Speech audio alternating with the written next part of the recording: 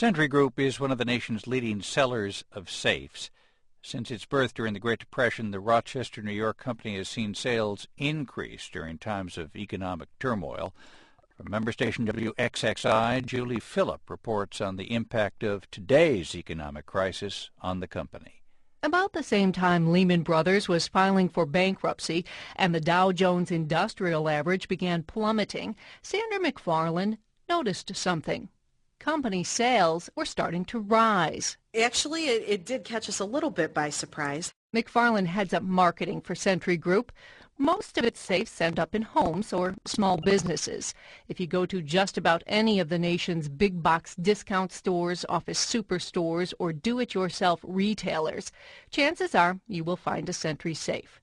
Century CEO Jim Brush tracks sales at several of these stores across the country. And I saw an email this morning saying that a couple of our retailers were seeing month-to-date sales up 70% over prior year levels.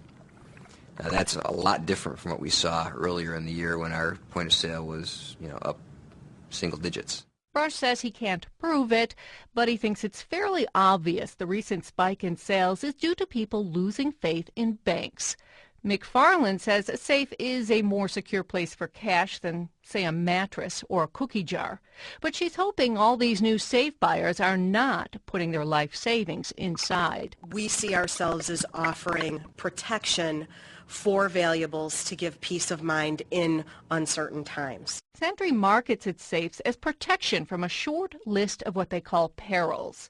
Banks are not among them. That's not something that typically we would use as a peril.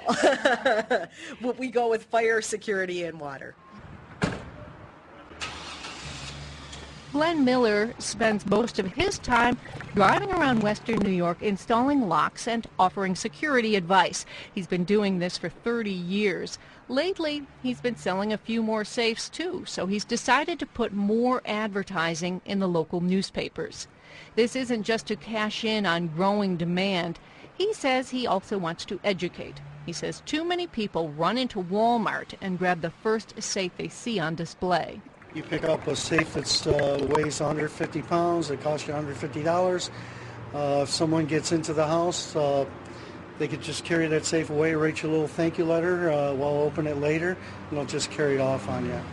As for Miller, he says he believes in diversifying his assets.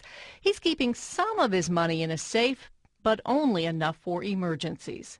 For NPR News, I'm Julie Phillip in Rochester, New York.